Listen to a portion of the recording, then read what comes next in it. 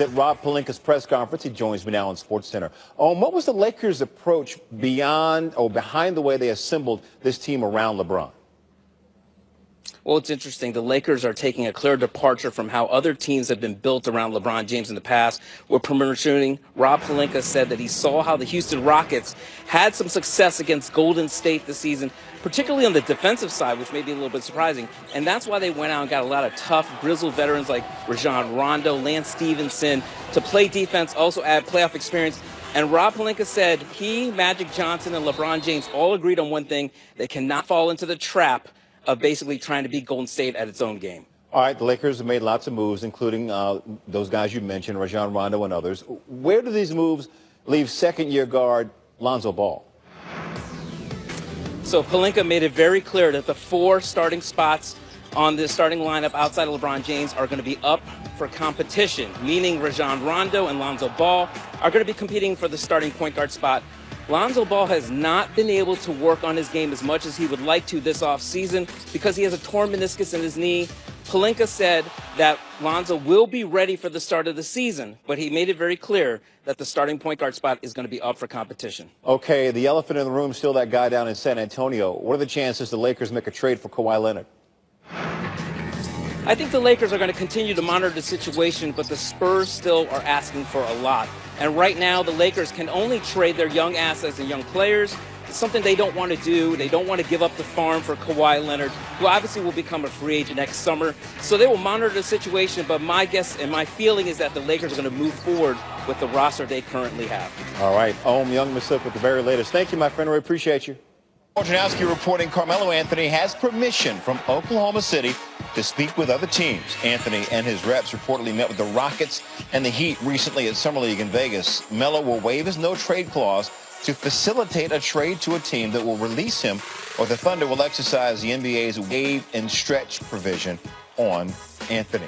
Brian Windhorst joining me now. Brian, we just heard that update from Woj, but take us through why the OKC Carmelo separation plan could be more complicated than meets the eye. Yeah, so what you're getting here is both sides are giving each other something. Melo is now freed up to talk to other teams to arrange a place for him to land. And Melo, who has a no-trade clause, is allowing the Thunder to go find a place to trade for him. Here's the issue, though. At the end of the day, today, Melo is a toxic asset. In order for you to trade him, you're going to either have to attach some goodies, draft picks or cash, which the Thunder don't want to do, or you're going to have to take back your own toxic asset or assets in return. So before you run to the trade machine and figure out how your team can trade for Carmelo Anthony, realize that the only way this trade would go through is if it's to one of Melo's preferred teams, or if that team instantly will release Carmelo Anthony. And that's a big thing to swallow because he's got a $28 million guaranteed salary for this season. Hey, things seem to be really, really quiet surrounding the Spurs and Kawhi Leonard. What lies ahead next in this process as it plays out? Yeah, so the next important thing is 2 weeks from tomorrow, Jay, and that is the Team USA training camp. There's a get-together in Las Vegas at the end of this month. The brand new head coach of Team USA, Greg Popovich, on the roster and expected to be there for training camp, or at least to meet with his new teammates, Kawhi Leonard. Now, in the past, we have seen players who are in stalemates with their teams be excused. Most recently, Kevin Love in 2014, when he had demanded a trade, he was excused. That said, this is an opportunity, if they could somehow get in the same room together, of Greg Popovich and Kawhi Leonard working together, possibly finding some way to move forward. At the end of the day, the Spurs are going to want to exhaust all options before they trade Kawhi Leonard. They have not exhausted all options yet. And even if this ultimately doesn't mean a connection and Kawhi begs off and doesn't come to Las Vegas, it's something that the Spurs are looking to see if they can create something to build on. Okay, one more for you while I have you here. Sources tell ESPN the Rockets' initial offer to restricted free agent Clint Capella was in the 4 years, $60 million range. But he's looking for a $100 million contract, similar to the deal that Thunder big man Steven Adams received. What are the chances that the Rockets and Capella can close that gap a bit? The problem here is both sides are being reasonable. Clint Capella is worth that $100 million deal that Steven Adams got a couple of years ago. But the Rockets look out there and see there's nobody left who can make him that offer. And the offer is, your market is what you can get out there on the open market, and he can't get that offer. And so the Rockets are playing hardball. It's hard to be a restricted free agent. It's really hard to be a restricted free agent in 2018 when there's not space out there. Capella really has two options here. He can take his qualifying offer, which would mean he would leave $15+ million on the table this year that he could earn, and then become an unrestricted free agent in a year. Or he could just hold out, waiting for the Rockets to come up with a higher offer. Maybe that's August, maybe it's October, maybe it's later. We've seen both weapons used. Neither one of them are good for this relationship, so hopefully there's a middle ground. But right now, there's a lot of acrimony there. All right, we'll keep watching that. Brian Windhorst, thank you for all that. Appreciate you, brother. Playoffs, Clippers, and Wizards, Shai Gilgeous-Alexander showing off a little bit of everything. The Kentucky product going to find Angel Delgado with a lob, and he's going to flip it in. Thank you very much. Appreciate your teammate. Later, off a Wizards miss, Gilgeous-Alexander with the rebound. 11th pick of the first round of Charlotte in transition. Here we go. Great pass to Desi Rodriguez, who lays it in. How about this? We're going left. Yeah. Watch it again. Head down to the hole. The finish. Continue to get to the rim. Bullies his way to the basket. Lays it in. 17 points, 6 assists, 4 rebounds for the Clippers. They get the win, 89-74. Our Doris Burke is on the call for 2 Summer League games tonight. She joins us now in Sports Center. Doris, the 2 big-name restricted free agents that are left out there, Clint Capella and Marcus Smart. Is it more important for the Rockets to keep Capella or for the Celtics to keep Smart, in your opinion? Well, Jay, I think the Celtics would certainly miss the secondary ball handling that they used Marcus for, and obviously the defense and intangibles, the wealth of those things that contribute winning. But for me, it's Clint Capella. The Houston Rockets have already lost Luke Mbah-a-Moute and Trevor Ariza, 2 excellent defensive pieces.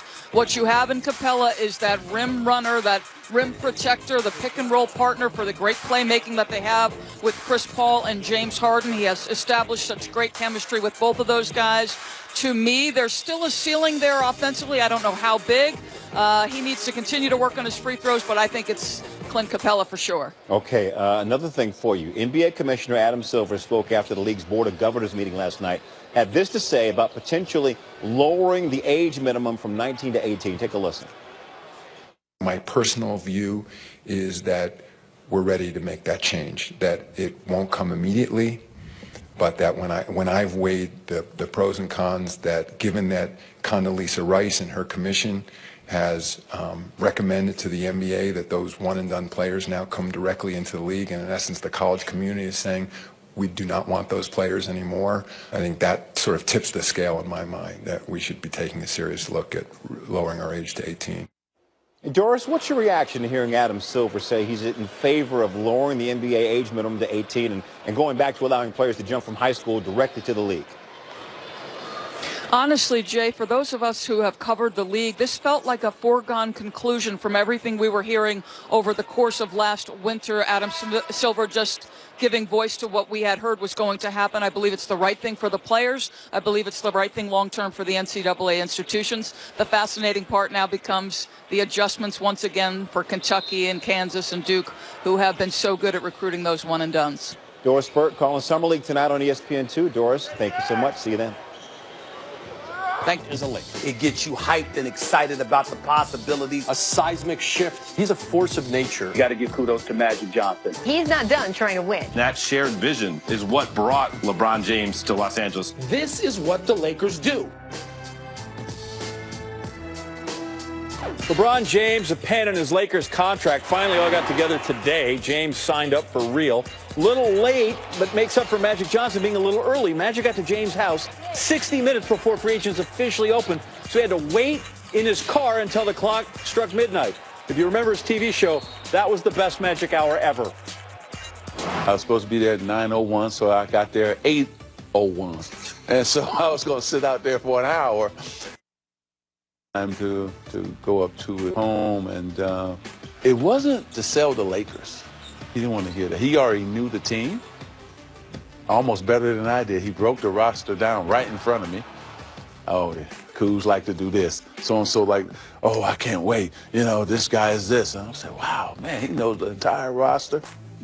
Loves Luke's system. And he said, Irvin, you know, I just want to come and be able to just play basketball and be me. And you have the type of roster that I think I can do that. We wanted guys who love to play the game. We wanted guys who they love to compete. They love to win. They love to sweat. And when you have the greatest player in the world come join your organization, it raises everybody's level of play. LeBron is a Laker.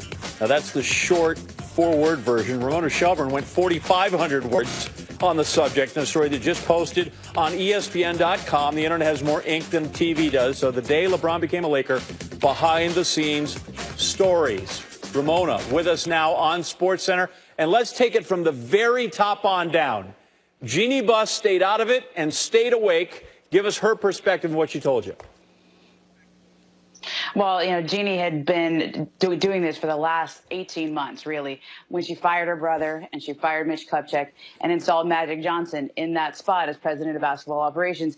This was her attempt to say, look, I tried to do it the way that I thought my dad wanted to run this franchise, right? I thought he wanted my brother and me to try to do it. That wasn't working out. We had to change everything. And she did that by putting Magic Johnson in there as the president of basketball operations for this kind of moment, for this kind of recruiting period. But at that point, she had done everything she could do. And I remember talking to her and said, so what did you do the night before? What did you do the morning of? And she said, I was actually home watching Rachel Nichols on The Jump, just like everybody else. And, you know, the first part obviously didn't go well. They didn't get Paul George.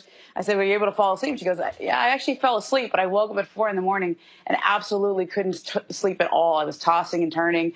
You know, there was nothing to do but really wait for the sun to come up. She had friends coming over and spent the whole day just looking at her phone, waiting for it to buzz with some sort of news. The meeting with LeBron was actually such a secret that Jeannie knew that it was happening. A couple other people in the Lakers organization knew that it was happening, but that was it. And they were under such lock and key. There was such pressure to keep this a secret because if it leaked, that was a major violation of trust with LeBron James because he had asked to keep this process quiet. And so she spent all day looking at her phone, waiting for it to buzz. Finally, a little after 5 o'clock, there's a text message from Rich Paul that says, congratulations. She said she was driving her car. She had to pull over because she was so excited and said, you know, this is something my dad would have really liked. This is something that he would have wanted to accomplish. Yeah, let's go with the congrats text because Rob Pelinka, right? We don't have a decision. We don't have a big essay article. We're getting texts with balloon emojis or something. What is this about? You got balloons. Yeah, I think what was interesting with Rob Pelinka. I know, you know, the emoji game is pretty strong in the NBA, though, because, like, that's kind of how you convey emotion. And Rich Paul had to get in touch with a lot of people very quickly. So I think he might have, like, cut and pasted the same text. Like, I'm just guessing, but a lot of people told me they got that same text. I think what's interesting with Rob and Magic, though, is that they had – one of the things that Jeannie told me about what they had done over the last year to get ready for something like this is they went into this with plan A, B, C, and D. And that was something that she was really trying to change from the previous regime where her brother Jim Buss was in charge and Mitch Kupchak was in charge. She said she went to a couple of the free agent meetings in the past. And one of them, she just threw her hands up. She said they didn't even have a coach in place to sell the vision that they were pitching. And their answer was, well, you know, we can ask them who they want to coach. And she goes, but then what if you can't get that coach? And, you know, usually as a writer, somebody gives you a throwaway word like anyway, you cut that word at the end, right? But in this case, I left it because it really conveyed the emotion that she felt, the frustration she felt at how the Lakers had been operating that needed to change. And that was why she felt confident as she could be when Rob Pelinka and Magic Johnson were in charge of running this with LeBron James. Now, I'm going to pause right here and say this. They were in charge of recruiting LeBron James, but LeBron James made this decision. Right. LeBron James basically has the level of power. He says, here's what I want. Are you going to give this to me? Is this acceptable to you? It's not necessarily like you have to sell yourself to LeBron James. They've been selling themselves to LeBron James for 18 months, and it's all based on the actions they've been taking to reform their franchise and remake it in the way that Jeannie Buss thought it should have been. Okay, they do have a coach, and it's Luke Walton. And if it's the Waltons, there's got to be a Grateful Dead story. And this is, thank you for my life, man. Kitty Mayne. This is terrific. Listen, let's hear it. Well, look, Luke Walton was, he was one of the people who, they kept him a little out of the loop of this, right? He kind of had to sit back and let Rob Pelinka and Magic Johnson work on this. He didn't talk to LeBron James. He wasn't part of the pitch. He had his pitch ready if they called on him, but he had to sit back and wait. He said he had a barbecue going. They were playing cornhole. His kids were out by the pool, and all of a sudden his phone rings, and they got LeBron James. And at one point, he got on the phone with his dad, Bill Walton, who was at a Grateful Dead concert. And in the background is Mickey Hart, the drummer. And Mickey, he said his dad was quoting lyrics to him, and Mickey Hart jumps in and says, the rhythm is everything. And Luke goes, once I figure out what that means, I'm sure this is really going to help. I don't know what it means, but somehow Bill Walton always has an appearance in one of these stories. And I think that what's interesting for Luke is, they were drafted in the same year, Luke Walton and LeBron James. Now, he was a fifth-year senior, and LeBron had come out of high school, so he's quite a bit older. But he's got experience with star players before. He played with Kobe, right? He's been with Phil Jackson. They've won championships. He's seen all the drama. But for the last 2 years, he's been leading a youth movement, right? He's been trying to coach the young kids. His life is about to change. And I think he had, he got advice from Eric Spoelstra, he got advice from Kobe Bryant. But I think deep down, he kind of understands, look, this is how it's going to be. When we win, it's going to be great, and it's going to be wild. When we lose, it's going to be the end of the world. We're going to be on SportsCenter every night, and it's going to be fun. And there was advice from the drummer of the Grateful Dead. Obviously. All the stuff you want to read, it's on ESPN.com right now. Ramona Shelburne, thanks for your time. Go read it. It's terrific.